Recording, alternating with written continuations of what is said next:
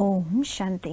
बाबा कहते हैं, बच्चे एकाग्रता की शक्ति को बढ़ाओ, क्योंकि समय अनुसार एकाग्रता की शक्ति की अत्यधिक आवश्यकता है। एकाग्रता की शक्ति वाला ही अचानक के पेपर में पास हो पाएगा। यदि अभी अभी पुरुषार्थ खत्म हो जाए तो आपकी रिजल्ट क्या होगी?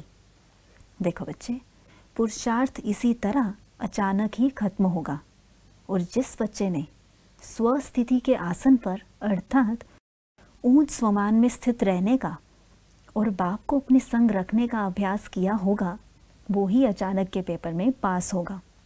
कई बच्चे सोचते हैं कि हम अचानक के पेपर में तो पास हो जाएंगे, परंतु अचानक का पेपर बहुत भयानक होगा। जिस बात में आप कमज़ोर हो, अचानक का पेपर उसी बात का आएगा, और वो समय स्वयं के साथ साथ बाप की याद भुलाने वाला होगा।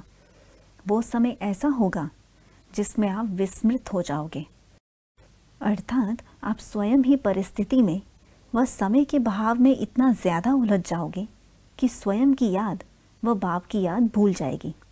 परंतु जो बच्चा अभी से ही अपने ऊंच स्वमान में स्थित होने की ड्रिल कर रहा है और साथ ही साथ अशरीरी बन अपने बाप के पास घर जाने का भी पुरुषार्थ कर रहा है, अर्थात जो स्वयं को आत्मा रियलाइज कर बाप के साथ सर्व संबंध जोड़ने का पुरुषार्थ कर रहा है, अर्थात बाप की श्रीमत पर चलने का 100% अटेंशन दे रहा है, वो ही बच्चा अचानक के पेपर में बाप की मदद से पास विद ऑनर बन पाएगा।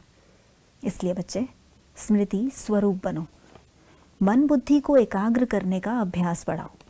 बाबा बार बार कह रहा है अचानक अचानक अचानक, तो इस बात की इम्पोर्टेंस अर्थात समय के महत्व को समझ, बाप की समझाने के महत्व को समझ पुरुषार्थ करो, अन्यथा बाप भी कुछ भी नहीं कर पाएगा। अंतकाल आप अकेले हो जाओगे और वो घड़ी केवल पश्चाताप की होगी। इसलिए सोच समझकर अपने एक एक सेकंड को सफल करो। अभी का पुरुषार्थ ही अंतिम विजय का आधार है। अच्छा, ओम शांति।